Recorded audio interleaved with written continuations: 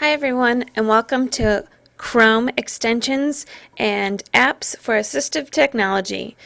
We have a lot of need in our district with 21,000 students, many of them who have IEPs, are ESL, or special ed, that need a little extra help in the computer lab to keep the playing field level when they're in with their classmates. So I'm going to show you just a few of my favorite things. Remember, when we're talking about Chrome and loading bookmarks, apps, and extensions, you have to be logged into Chrome. Logging into Google is a completely different thing. That's where your email, Drive, and sites live. To Chrome, you want to click on the three lines in the top right-hand corner and go down to Sign In. I'm already signed in to my school account. If you have not signed in, it'll simply say sign in, and you need to put in your credentials. You can see my credentials are my initials and birthday with swcsd.us, and your password is the same password that you use to log on to the network every day. Okay, so once you're into Chrome, the first thing that you want to do is check out the Chrome store. I have a quick link for the Chrome store here and here. You probably don't. If you don't know how to get to the Chrome store, simply go into the address bar and type in Chrome store. It'll pop right up. So in the Chrome store, my district has created an area just for our teachers and students, and that's called for swcsd.us. In this area, we've selected certain apps and extensions that you can download on your own. Now, it's not to say that you can't go into apps and education and look at other apps available. If you find something that you think is very neat and you want it opened in our district, all you have to do is email me, Lindy Schweitzer, and I'll open it for you as long as it has educational value. Our whole point to doing this is this reason: games. There's hundreds of them, and we fight it every day. It's a battle to get those kids off the games and get them to focus their attention. So that's why we've closed our area. So you can search in this area under SWCSD. If you find something you like, you can simply click on it and select free. As you can see, I have green check marks next to some of the apps in my area. The reason for this is I've already downloaded them. But if you find something you want, you simply hit that and it'll confirm, do you want to add it? And you hit add. My app page is going to appear. And if you look in the top left-hand corner, there's now a cute little app grid. So whenever you're looking for all your apps, you can just click on it and they'll all appear. Make note that there are different windows, and if you just mouse over to your right or to your left, you'll be able to click over to the other pages and see all the apps available. We have about 130 apps in our area right now. Obviously, I don't have them all downloaded. They don't all pertain to me, so you'll have to just take time to peruse that area and figure out what you would like. The thing most people ask me is, what is this page? This is called the Awesome New Tab page, and this is the #1 thing I can tell you to do to structure that student with an IEP that just needs to stay focused while online. This is an app that you download. Once you download it, as soon as you click on a new tab page, this will appear. It's pretty generic when it first opens.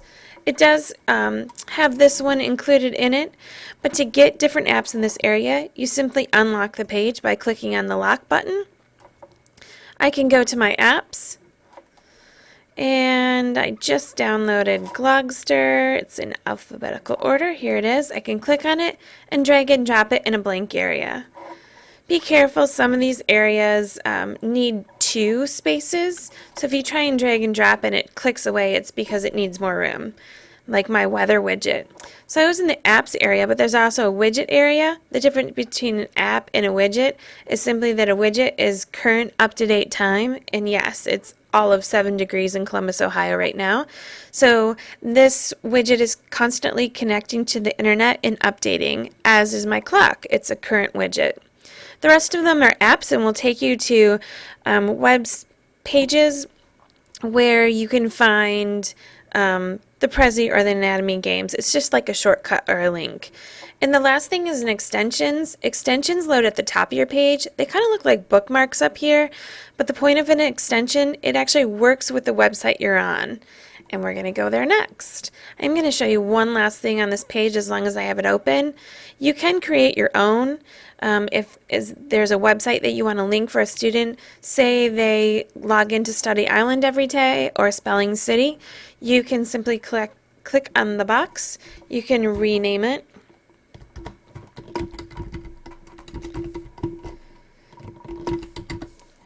And then all you have to do is change the web address. I always recommend that you go out to the website and copy and paste, but for time's sake, I'm just going to type in, oops, there's my mistake already.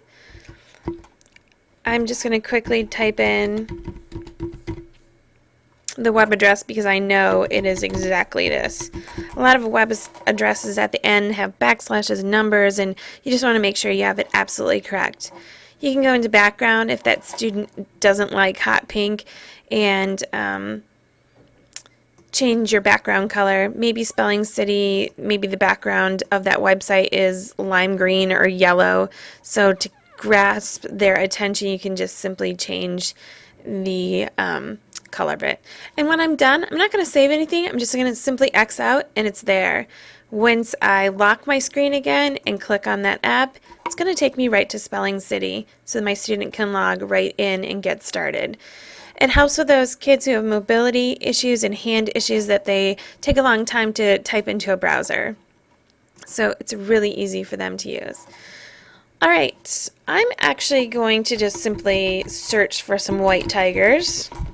Oops. Because I want to find a page with a lot of content, and Wikipedia is just that page. It usually works really well. And the first thing that I want to show you is called Too Long Don't Read, or TLDR. This is a great extension to show your students with IEPs who you are supposed to give very different variations of assignments and shorter reading assignments. So this site can be very overwhelming. There's lots of pictures, there's lots of words, there's lots of hyperlinks. If you want them to focus on the summary of a white tiger, you simply click on TLDR. You give it a second to process. It's a big site, so it's taking a few seconds.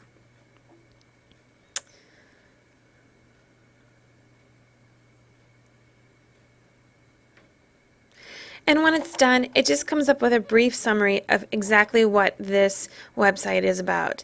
Now this focuses their attention, it grays out the rest of the site, and it's just giving them the short summary. You can change and go to short. It gives them a little more information. But again, it does focus everything in the center. It gets rid of those pictures and hopefully will direct their attention to what they need to be looking at. So that is Too Long Don't Read. I really like this one. We could have stayed in Too Long Don't Read. This is called Speak It or iSpeech. So you can have this entire website read to you.